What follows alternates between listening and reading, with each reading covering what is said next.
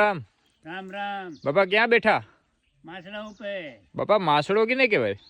માછડો હોવાનો આપણે પથારી કરીએ એની ઉપર હોવાનો. આ અટાણે પલંગ બનાવીની જગ્યાએ તમે માસડા પેલા ડોહેલા બનાવતા? હા એ પેલા બનાવતા ઈ છે. કેમ બનાવે બાપા માસડાને? એ માછડા બસ 4 થાંભલીઓ ખોડી ને લાકડા અહીં પાથરી દઈએ. હા પછી એની માથે ગોતર કાંક બાજરાની કડપ નાખી દઈએ. એટલે કડપ, બાજરાની કડપ કહેવાય સારા. કડપ અને ગોતર એટલે બાપા? ગોતર એટલે ડાંગરની. ડાંગર ચોખાથી ખખરી નહીં? હા એ ખંખેરી ખાલી હોય ને હા પાથરી દેવાનું. એટલે એનાથી શું થાય? એમાં પછી એને ગરમી આપે આપણે. હા એને ઠંડી ના લાગે. હા હા એટથી ઠંડી ના લાગે.